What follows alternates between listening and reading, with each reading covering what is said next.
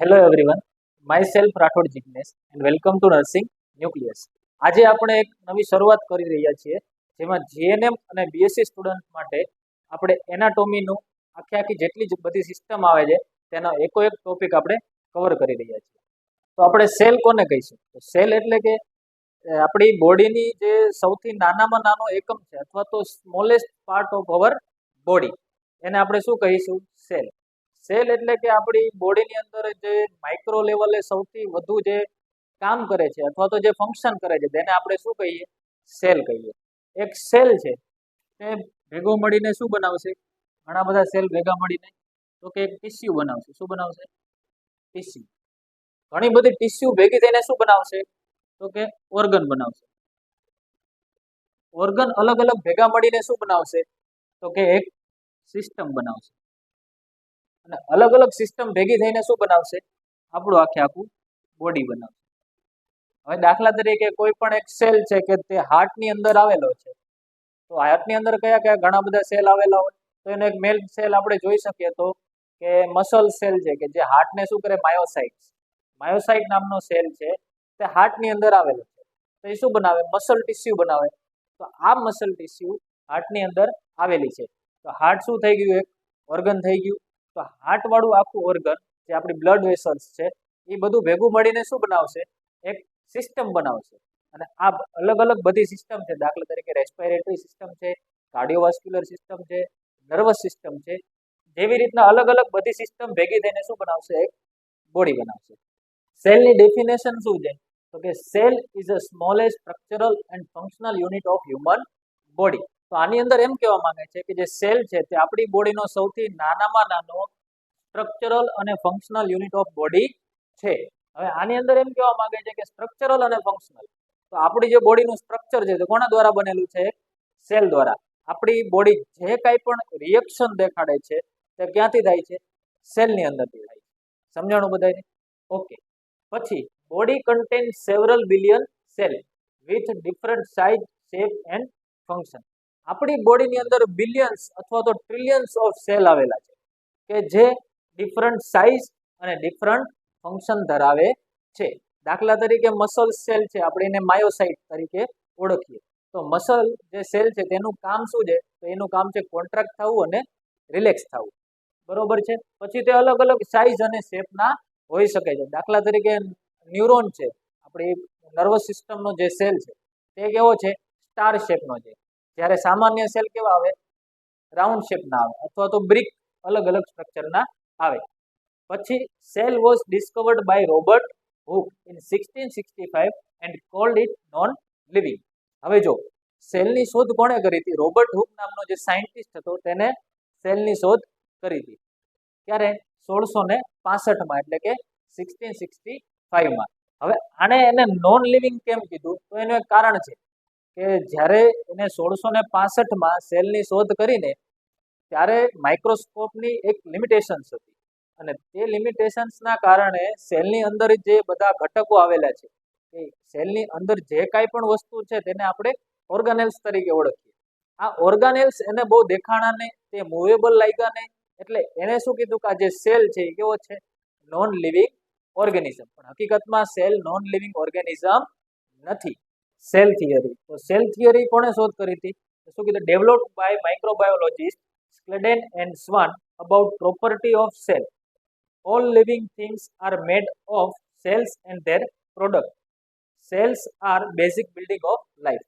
હવે cell theory છે તે કોણે આપી હતી? તો કે developed by Schleiden and Schwann નામના જે સાયન્ટિસ્ટ છે, માઇક્રોબાયોલોજીસ્ટ છે, તેમને આ સેલ થિયરી આપી હતી. અને તેમને શું કીધું હતું કે આપણી બોડીની અંદર જે કાંઈ પણ લિવિંગ થિંગ્સ છે, કે દાખલા તરીકે હાર્ટ છે કે લંગ્સ છે કે આપણી સ્કિન છે, એ કોના દ્વારા બનેલી છે? All living things are made of cells and their product. બરોબર. પછી એમને શું કીધું કે cell are basic building block of life. એમને એમ કીધું કે જે આ સેલ છે તે આપણી બેઝિક બિલ્ડિંગ બ્લોક ઓફ આપણી લાઈફ છે. ઓકે. હવે એનો મોડર્ન કન્સેપ્ટ છે તે શું કહેવા માંગે છે? Activity of organism depend on total activity of individual cell. હું જે કાંઈ પણ એક્ટિવિટી કરું છું તે કોના દ્વારા કરું છું? લાસ્ટલી સેલ દ્વારા કરું છું. હું મારી બોડીની અંદર જે કાંઈ પણ મુવમેન્ટ થાય છે, જે કાંઈ પણ વસ્તુ થાય છે, દાખલા તરીકે ડાયજેશન થાય છે, યુરિનેશન થાય છે, અથવા તો સેક્રેશન થાય છે, અથવા તો પ્રોટેક્શન થાય છે, તે કોના દ્વારા થાય છે? બધું સેલ દ્વારા થાય છે. આ કેની અંદર આવશે?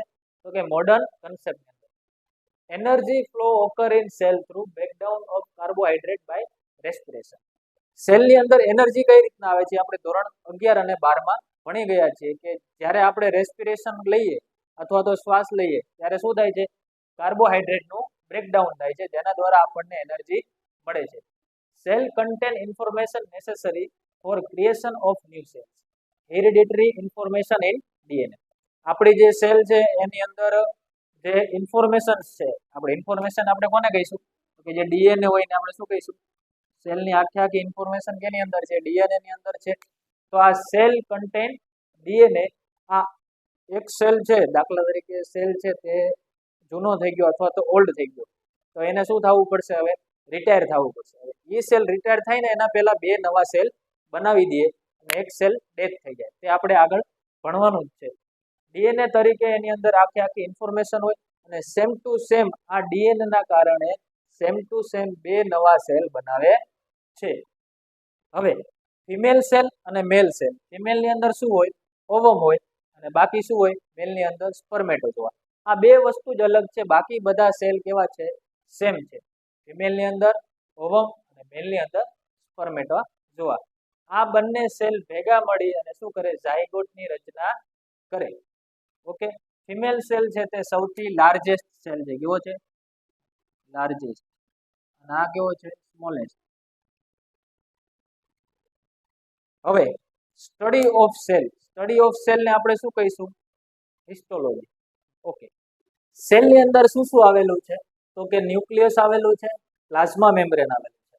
જો આ સેલ છે, આ તે એની અંદરનું એક ન્યુક્લિયસ છે.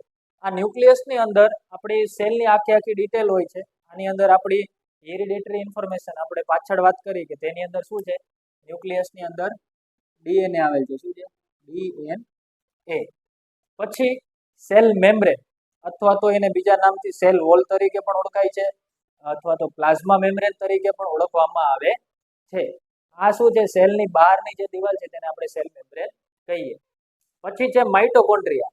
માઇટોકોન્ડ્રિયાને આપણે પાવર હાઉસ ઓફ સેલ તરીકે પણ ઓળખીએ છીએ. તે આપણી બોડીની એનર્જી રિક્વાયરમેન્ટને પૂરી કરે છે. પછી છે રિબોસોમ્સ.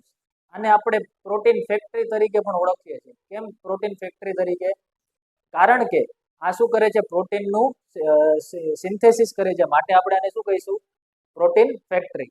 પછી છે ગોલ્ગી એપરેટસ. પછી છે સેન્ટ્રોઝોમ. સેન્ટ્રોઝોમ શું કરે છે? તો કે આપણું જ્યારે સેલ ડિવિઝન થાય છે તેમાં બહુ જ ઇમ્પોર્ટન્ટ છે. પછી છે સ્મૂથ એન્ડોપ્લાઝમિક રેટિક્યુલમ અને રફ એન્ડોપ્લાઝમિક રેટિક્યુલમ. સાઇટોપ્લાઝમ અને લાઇસોઝોમ. સાઇટોપ્લાઝમ એટલે કે આ સેલની અંદર જે વોટરી અને જેલ જેવું સ્ટ્રક્ચર ફ્લુઇડ આવેલું છે તેને આપણે શું કહીશું? સાઇટોપ્લાઝમ. જે આ ડોટ ડોટ કરે છે ને એ સાઇટોપ્લાઝમ છે. લાઇસોઝોમ આપણે 11-12 માં ભણ્યા કે લાઇસોઝોમ એટલે કે આત્મઘાતી કોથળી. આ શું કામ કરે છે લાઇસોઝોમ? તો જ્યારે સેલનું ડેથ થાય અથવા તો સેલ ડિવિઝન થાય ત્યારે આ જ સેલને પોતે ડાયજેસ્ટ કરી જાય છે. અથવા તો કોઈ ફોરેન મટીરિયલ્સ છે, કોઈ ફોરેન પાર્ટિકલ છે, વાયરસ છે, બેક્ટેરિયા છે, તો આ તેને કિલ કરવાનું કામ કરે છે, સ્પેસિફિક એન્ઝાઇમ રિલીઝ કરીને. હવે આપણે વાત કરીશું plasma membrane. Plasma membrane cell wall અથવા તો સેલ મેમ્બ્રેન. મેમ્બ્રેન એટલે કે કોઈ પણ રીતે આ જે બહારની દિવાલ છે તેને આપણે શું કહીએ? મેમ્બ્રેન કહીએ. તો આ જે સેલ મેમ્બ્રેન છે તે 2 લેયરનું બનેલું છે. કેવા લેયરનું બનેલું છે? આ જે સેલ મેમ્બ્રેન છે તે કેવા? 2 લેયરનું બનેલું છે. આ બાય લેયર છે તેને આપણે બાયફોસ્ફોલિપિડ લેયર તરીકે ઓળખીએ છીએ. જેની ડિટેલમાં રચના મેં ઉપર દોરેલ છે. જેમાં ઉપરનો ભાગ કેવો છે? હેડ છે, અને નીચેનો જે ભાગ છે એને આપણે ટેલ કહીશું. બાય લેયર એટલે કે 2 લેયર થઈ ગયા. જે આ ટેલ છે તે કેવી છે? હાઇડ્રોફિલિક. હાઇડ્રોફિલિક મતલબ કે વોટર લવિંગ. અને જ્યારે ટેલ છે તે કેવી છે? હાઇડ્રોફોબિક મતલબ કે વોટર હેટિંગ. જે વોટરના મોલેક્યુલને રેઝિસ્ટ કરી શકતું નથી. પછી આ શું કામ કરે છે કે ટ્રાન્સપોર્ટ અને કમ્યુનિકેટ કરે છે કોને? કોઈ પણ સેલની અંદર કોઈ પણ પ્રોટીન છે કે કોઈ પણ એન્ઝાઇમ છે તેને રિસીવ કરવું, તેને ટ્રાન્સપોર્ટ કરવું, આ બધું કોણ નક્કી કરે છે? તો કે સેલ મેમ્બ્રેન. આને આપણે આપણા સેલનો ઇન્ડિયા ગેટ તરીકે પણ ઓળખી શકીએ, અથવા તો કોઈ પણ સામાન્ય ગેટ છે કે જ્યાંથી કોઈ પણ વસ્તુ આવે છે અને કોઈ પણ વસ્તુ જાય છે. ઓકે, હવે આના ફંક્શન શું છે? તો કે ફિઝિકલ બેરિયર. ફિઝિકલ બેરિયર કઈ રીતના?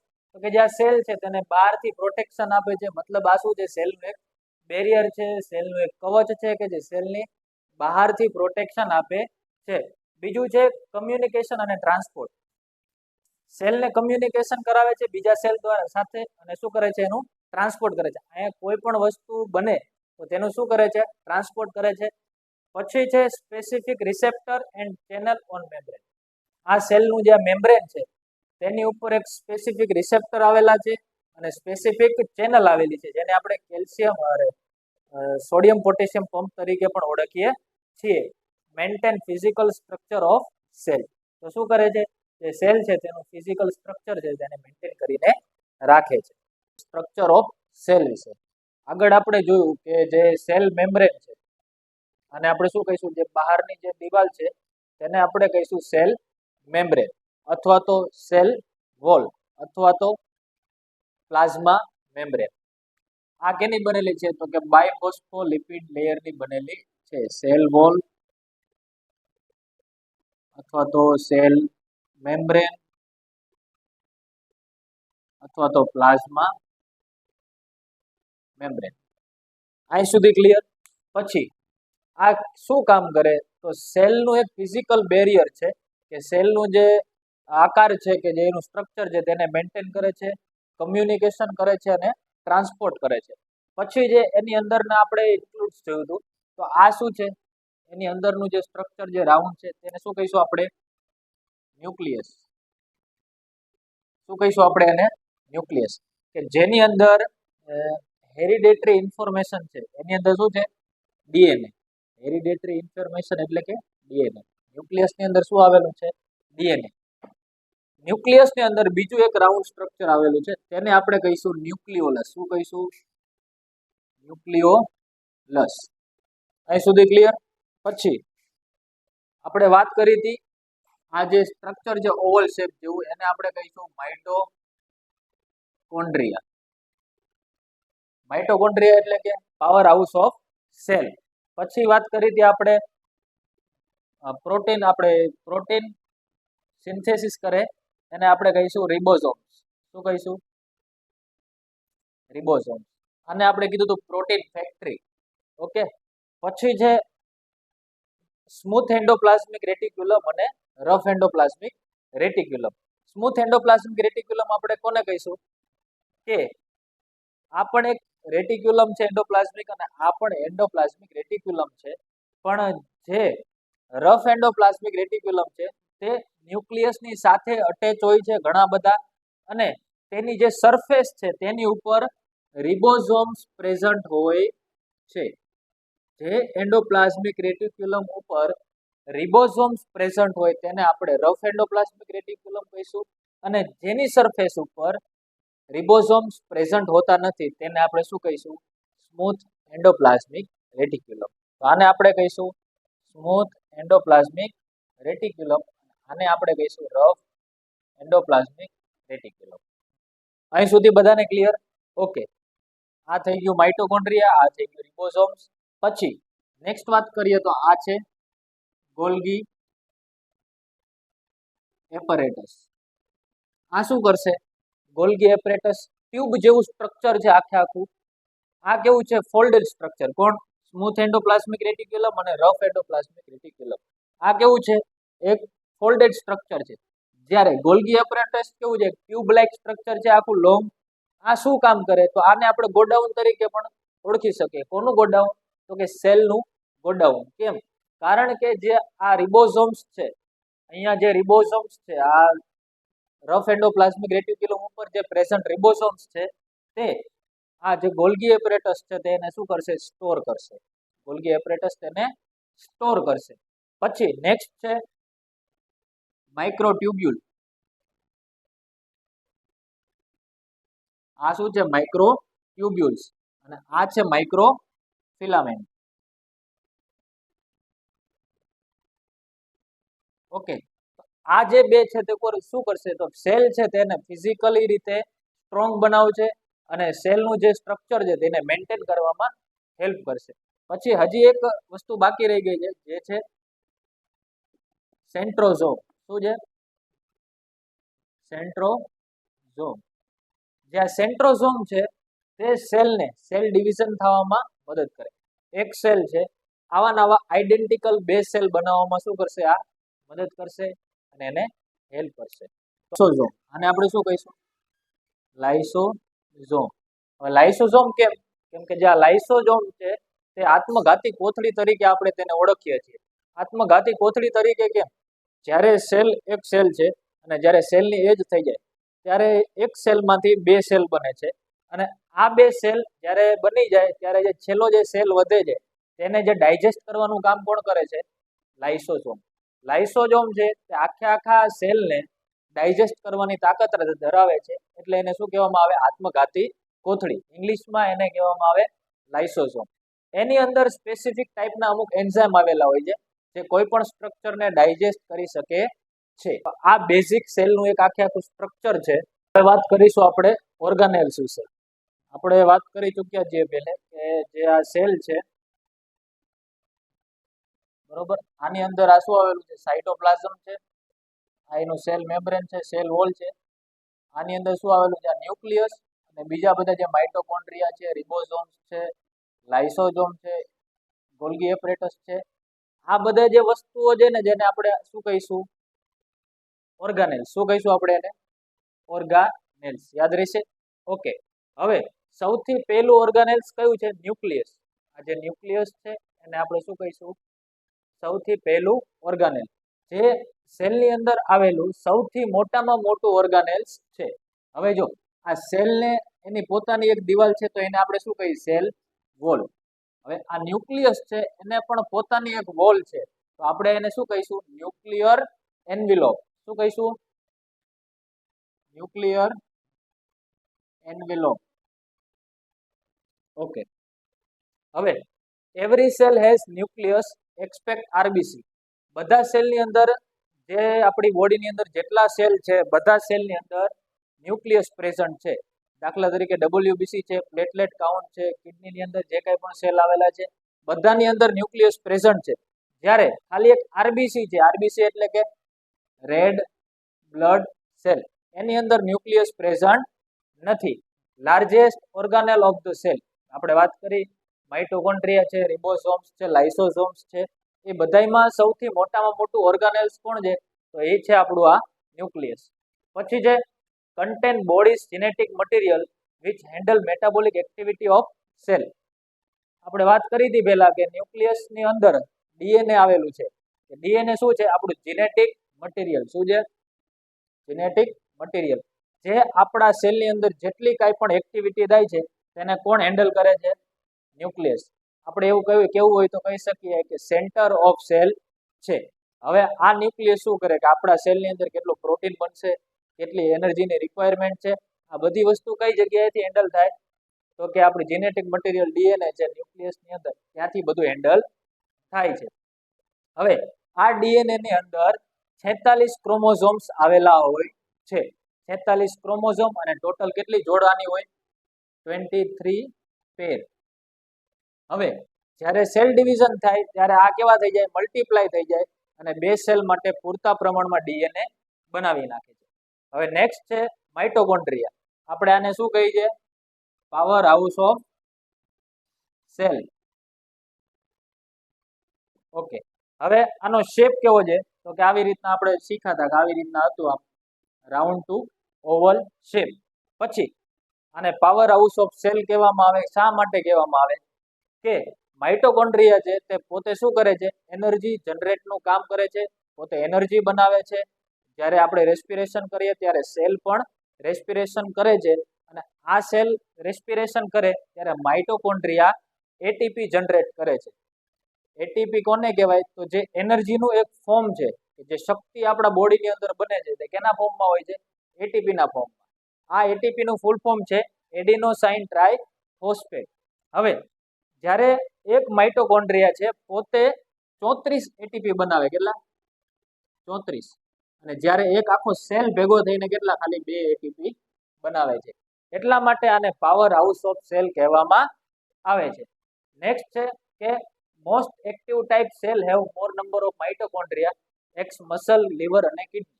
હવે આમાં શું કહેવા માંગે છે કે જે સેલ વધારે પડતો એક્ટિવ હોય, કે જે વધારે પડતો કામ કરતો હોય અને જેને વધારે શક્તિની જરૂર પડતી હોય અથવા તો એનર્જીની નીડ હોય, એ જગ્યાએ માઇટોકોન્ડ્રિયાનું પ્રમાણ કેવું હોય? વધારે હોય. એનું કારણ શું છે કે દાખલા તરીકે કિડની છે તો એ 24 કલાક કામ કરતી હોય, આપણું હાર્ટ છે, પછી આપણા લંગ્સ છે, આ બધા શું છે? મોસ્ટ એક્ટિવ સેલ છે. એની અંદર જે સેલ છે એને 24 કલાક કામ કરવું પડે. હવે આ જે સેલ, જે ઓર્ગન્સ છે કે જે 24 કલાક કામ કરે, તેને વધારે પ્રમાણમાં એનર્જીની રિક્વાયરમેન્ટ રહેતી હોય તો એવા સેલ છે તે જગ્યાએ માઇટોકોન્ડ્રિયા વધારે હોય. દાખલા તરીકે મસલ છે, લીવર છે, કિડની છે, લંગ્સ છે, એવા ઘણા બધા ઉદાહરણ છે. હવે માઇટોકોન્ડ્રિયાનું ફંક્શન શું છે? તો કે પ્રોડ્યુસિંગ એનર્જી. આપણે વાત કરીએ શું કરે? During respiration it produce energy as a form of ATP. Next શું છે કે સ્ટોરેજ ઓફ કેલ્શિયમ. એક આ વસ્તુ બધા ખાસ યાદ રાખજો, સ્ટોરેજ ઓફ કેલ્શિયમ. આ એક આપણે બધા માઇટોકોન્ડ્રિયા પૂછે તો આપણને ડાયરેક્ટ યાદ જ રહી જાય. તો માઇટોકોન્ડ્રિયા એટલે શું થાય? પાવર હાઉસ ઓફ સેલ, શક્તિ બનાવે. પણ આ કોઈને યાદ રહેતું હોતું નથી કે શું કરે? Storage of calcium. નેક્સ્ટ છે એક ઇમ્પોર્ટન્ટ છે કે સેલ ડેથ. જ્યારે સેલ છે, આપણે વાત કરી કે દર અમુક સમયગાળો થાય, અમુક ટાઈમ પીરિયડ થાય, પછી સેલ શું થાય? એકમાંથી 2 બને. એનું શું થાય? Cell division. હવે આ સેલ ડિવિઝન થાય જ્યારે સેલ ઓલ્ડ થઈ જાય અથવા તો બ્રોકન થઈ જાય અથવા તો તૂટી ગયો હોય કે ડેમેજ થઈ ગયો હોય, કે જ્યારે સેલ છે કેવો થઈ જાય? ઓલ્ડ થઈ જાય અને બ્રોકન થઈ જાય, ત્યારે એપેપ્ટોસિસનું કામ કરે અને સેલ ડેથ જનરેટ કરે. તે પણ કોણ કરે છે? માઇટોકોન્ડ્રિયા. આ મેઇન 3 એના ફંક્શન્સ છે. હવે નેક્સ્ટ છે રિબોઝોમ. આપણે વાત કરી હતી કે સેલ એન્જિન અથવા તો પ્રોટીન ફેક્ટરી. એ કોણ છે? રિબોઝોમ. હવે તો પ્રોટીન ફેક્ટરી કીધું તો આપણને ક્લિયર થઈ જાય કે પ્રોટીન ફેક્ટરી એટલે કે શું હોય? તો કે પ્રોટીન બનાવતું હશે એટલે એને રિબોઝોમ કહેવામાં આવે. તો કેવા હોય? ટાઇની ગ્રેન્યુલ હોય. કેવા? ટાઇની ગ્રેન્યુલ એટલે કે આવા ડોટ જેવા ગ્રેન્યુલ્સ હોય.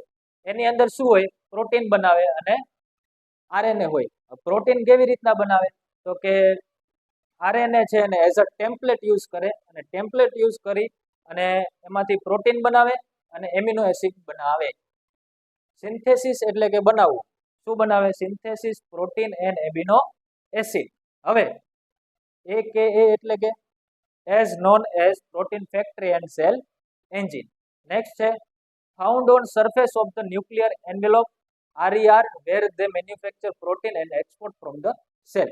હવે ક્યાં જોવા મળે રિબોઝોમ્સ? તો કે છૂટા છવાયા ઇન્ડિપેન્ડન્ટ રિબોઝોમ્સ તો હોય જ સેલની અંદર, પણ બીજે કઈ કઈ જગ્યાએ જોવા મળે?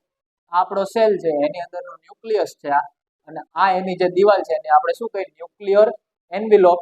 આની સરફેસ ઉપર પણ જોવા મળે.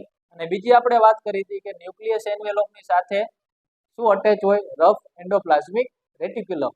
અને એની સરફેસ ઉપર પણ રિબોઝોમ્સ જોવા મળે છે. તો આ હતું રિબોઝોમ્સનું કામ. Endoplasmic reticulum. એન્ડોપ્લાઝમિક રેટિક્યુલમ કોને કહીશું?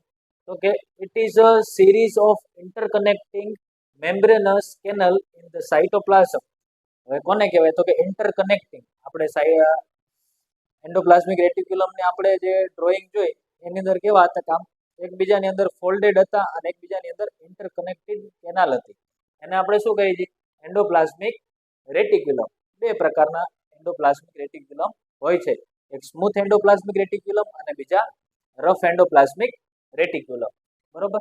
હવે સૌપ્રથમ છે સ્મૂથ એન્ડોપ્લાઝમિક રેટિક્યુલમ. હવે આ શું કરે? તો કે સિન્થેસિસ લિપિડ એન્ડ સ્ટીરોઇડ.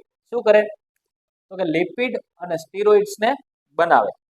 કોણ બનાવે? Smooth endoplasmic reticulum. પછી નેક્સ્ટ છે does not have ribosomes over the surface. બરોબર. આ જે સ્મૂથ એન્ડોપ્લાઝમિક રેટિક્યુલમ છે એને સ્મૂથ એટલા માટે જ કહેવામાં આવે છે કારણ કે એન્ડોપ્લાઝમિક રેટિક્યુલમની ઉપર કોઈ પણ જગ્યાએ રિબોઝોમ્સ પ્રેઝન્ટ હોય તો આપણે એને શું કહીએ છીએ? Rough endoplasmic reticulum. જ્યારે સ્મૂથ એન્ડોપ્લાઝમિક રેટિક્યુલમની અંદર રિબોસોમ્સ પ્રેઝન્ટ હોતા નથી.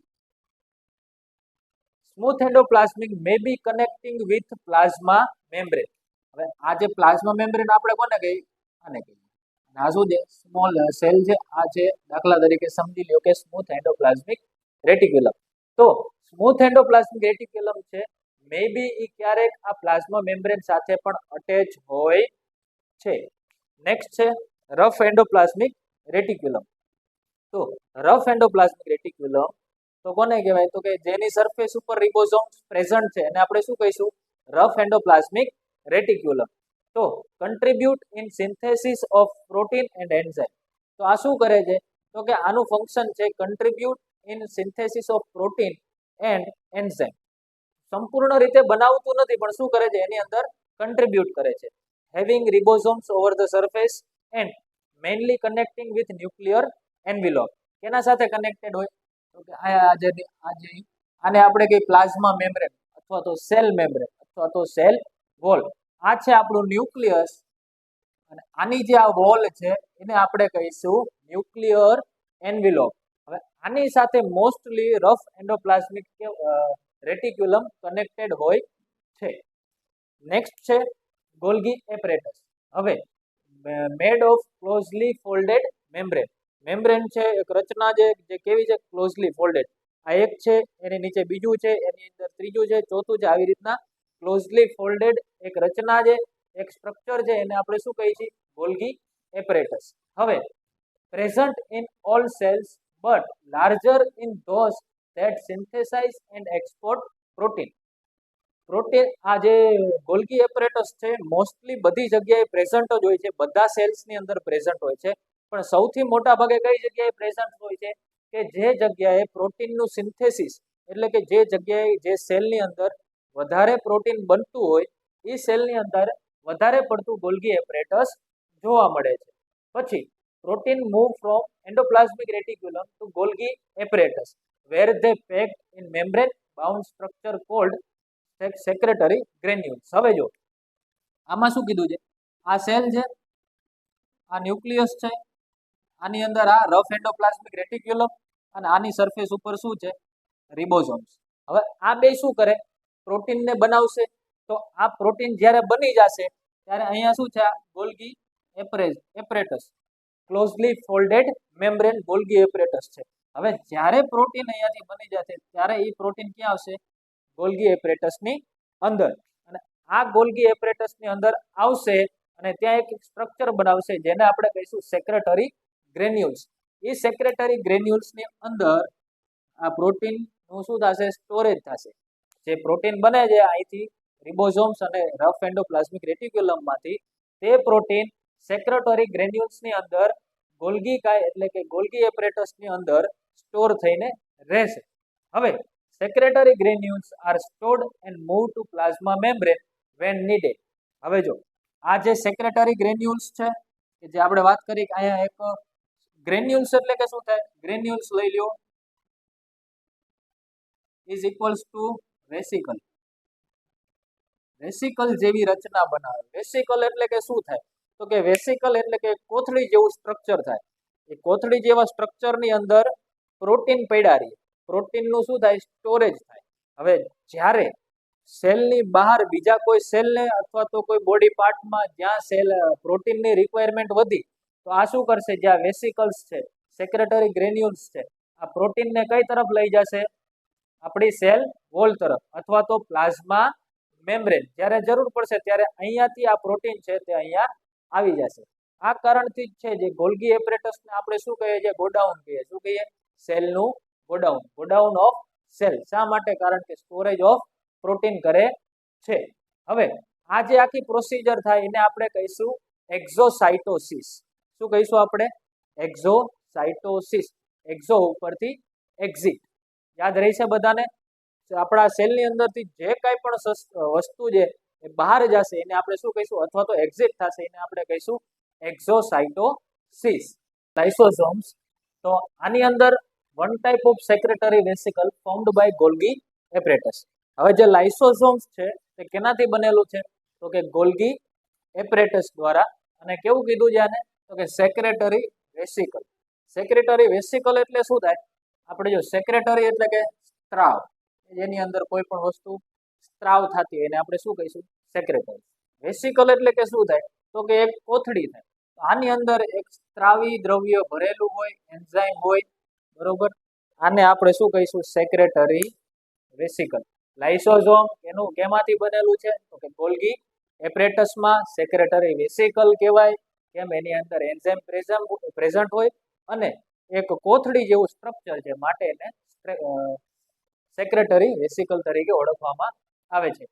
contain variety of enzyme involved in breaking down of large molecule DNA and RNA. હવે આની અંદર ઘણા બધા એવા વેરાયટી ઓફ એન્ઝાઇમ્સ પ્રેઝન્ટ છે જેના કારણે breaking down of large molecule, દાખલા તરીકે ડીએનએ છે, આરએનએ છે, પછી કોઈ ફોરેન પાર્ટિકલ છે કે જે આપણા સેલને નુકસાન કરી શકે છે, તેને આ શું કરી છે? ડાયજેસ્ટ કરી શકે છે અથવા તો એને બ્રેકિંગ ડાઉન કરી શકે છે. આ enzyme also known as suicidal bag of cell, અને શું કહેવામાં આવે છે? સુસાઇડલ બેગ ઓફ સેલ અથવા તો આત્મઘાતી કોથળી તરીકે એને ઓળખવામાં આવે છે. આની અંદર જે એન્ઝાઇમ્સ પ્રેઝન્ટ છે તે એન્ઝાઇમ કે જે આરએનએ, ડીએનએ અને જે મોટા મોટા મોલેક્યુલ છે તેને બ્રેક ડાઉન કરે છે. તો આપણે એ એન્ઝાઇમને કઈ રીતે ઓળખશું? Hydrolytic enzymes. પછી lysosome has capacity of digest cell or microbes. આની અંદર એવી કેપેસિટી છે કે કોઈ પણ માઇક્રોબ્સ છે અથવા તો ફોરેન પાર્ટિકલ્સ છે અથવા તો પોતાનો જે સેલ છે એને ડાયજેસ્ટ કરવાની કેપેસિટી કેની અંદર છે? લાઇસોઝોમ્સની અંદર. કેના કારણે? કે એની અંદર પ્રેઝન્ટ છે હાઇડ્રોલાઇટિક એન્ઝાઇમ. હવે નેક્સ્ટ છે એનું ફંક્શન, ઇન્ટ્રાસેલ્યુલર ડાયજેશન. હવે ઇન્ટ્રાસેલ્યુલર ડાયજેશન એટલે કે સેલની અંદર જે કાંઈ પણ ઓર્ગાનેલ્સ પ્રેઝન્ટ છે, જે સાઇટોપ્લાઝમ પ્રેઝન્ટ છે, એ બધાનું પણ ડાયજેશન કરી શકે છે. એને આપણે શું ઓળખીએ? Intracellular digestion. પછી છે ફેગોસાઇટોસિસ. ફેગોસાઇટોસિસ એટલે શું થાય? Destruction of cell tissue by its own enzyme. પોતાના સેલનું અથવા તો એની આજુબાજુના આખા સેલ છે કે જે ભેગા થઈને ટિશ્યુ બનાવે છે તેનું તે ડાયજેશન કરી જાય છે, તો એને આપણે શું કહીશું? ફેગોસાઇટોસિસ એટલે કે destruction of cell tissue by its own enzyme. Then osteogenesis એટલે કે બોન ફોર્મેશનમાં પણ આ શું કરે છે? હેલ્પ કરે છે. કોણ? તો કે lysosome. Centrosome consist of centrioles. હવે centrioles are tiny cluster of microtubules. હવે જો આ આખું આવી રીતના એક સ્ટ્રક્ચર આપણે દોર્યું હતું સેન્ટ્રોઝોમ, બરોબર. આ કેનું બનેલું છે? તો કે સેન્ટ્રિયોલ્સ. અને શું કહીશું આપણે? સેન્ટ્રિયોલ્સ. અને આ સેન્ટ્રિયોલ્સ છે તે માઇક્રોટ્યુબ્યુલ્સ દ્વારા બનેલા ક્લસ્ટર છે, એટલે કે એક માઇક્રોટ્યુબ્યુલનું એક ગોચડા જેવું ભેગું થઈ અને શું બનાવે છે? સેન્ટ્રિયોલ્સ. હવે આનું કામ શું છે? મેં અગાઉ પણ વાત કરી હતી કે જે સેન્ટ્રોઝોમ છે તે શું કરે? સેલ ડિવિઝનમાં ડીએનએ ઇક્વલ પાર્ટમાં ડિવાઈડ કરી દે છે. તો શું કહે? Plays important role in cell division, maintain equal distribution of chromosomes in daughter cell during the cell division. શું કીધું છે? maintain equal distribution of chromosomes in daughter cell. DNA નું ઇક્વલ પ્રમાણમાં મેં તમને વાત કરી હતી કે 46 છે એના ડુપ્લિકેટ થાય, ડબલ થાય, અને જે સેલ ડિવિઝન થાય એકમાંથી બે સેલ બને ત્યારે જે ડીએનએ મટીરિયલ છે તેને ઇક્વલ બે સેલની અંદર ડિવાઈડ કરી દે. તો આ કામ કેનું થઈ ગયું? સેન્ટ્રોઝોમ્સ. હવે છે માઇક્રોટ્યુબ્યુલ્સ. માઇક્રોટ્યુબ્યુલ્સ જે છે તે આવી રીતનો સેલ છે, એની અંદર આવી રીતનું સ્ટ્રક્ચર પ્રેઝન્ટ હોય, એને આપણે કહીશું માઇક્રોટ્યુબ્યુલ્સ. આ થોડાક હાર્ડ હોય, મતલબ કે કેવા હોય? રિજિડ હોય. કેવા? રિજિડ. આ સેલની અંદર જે ઓર્ગાનેલ્સ પ્રેઝન્ટ છે તેને ગાઈડન્સ આપે, તેનું સ્ટ્રક્ચર મેન્ટેન કરે, એક મિકેનિકલ રોલ પ્રોવાઈડ કરે સેલની અંદર. તો આનું કામ શું છે? They are major component of cytoplasm. સાઇટોપ્લાઝમની અંદર ઘણા બધા પ્રેઝન્ટ હોય છે. Involve in cell division and intracellular transport. તો શું કહેવા માંગે છે? સેલ ડિવિઝનની અંદર પ્રેઝન્ટ હોય. માઇક્રોટ્યુબ્યુલ્સનું ક્લસ્ટર એટલે કે જથ્થો ભેગો થઈ અને શું બનાવે? સેન્ટ્રોઝોમ, કે જે ડીએનએ ને ઇક્વલ ભાગમાં ડિવાઈડ કરે છે. પછી કીધું છે ઇન્ટ્રાસેલ્યુલર ટ્રાન્સપોર્ટ. સેલની અંદર જે ટ્રાન્સપોર્ટ થાય છે, આપણે જે પ્રોટીનની વાત કરી કે પ્રોટીન રિબોઝોમ્સ અને રફ એન્ડોપ્લાઝમિક રેટિક્યુલમની અંદરથી ગોલ્ગી એપરેટસ સુધી સ્ટોર થાય છે. તો તે કેના કારણે થાય છે? આ માઇક્રોટ્યુબ્યુલ્સ છે એના કારણે. માઇક્રોફિલામેન્ટ, તો આ શું કીધું છે? Small protein fibre provide shape, support and structure of cell. હવે માઇક્રોફિલામેન્ટ એટલે કે એકદમ સ્મોલ પાતળું પ્રોટીનનું બનેલું સ્ટ્રક્ચર છે. પ્રોટીનનું નામ છે એક્ટિન. મોસ્ટલી એવા સેલ્સની અંદર જોવા મળે કે જે કોન્ટ્રેક્ટ અને રિલેક્સ થતા હોય એની અંદર માઇક્રોફિલામેન્ટ જોવા મળે છે. આ શું કરે? તો કે સેલને સપોર્ટ, શેપ અને સ્ટ્રક્ચર જે સેલનું છે તેને શું કરે છે? મેન્ટેન કરે છે. ઓકે, તો થેન્ક યુ. આ આપણું આખું સેલનું આખું જે સ્ટ્રક્ચર છે અને ફંક્શન છે તે અહીંયા પૂર્ણ થાય છે.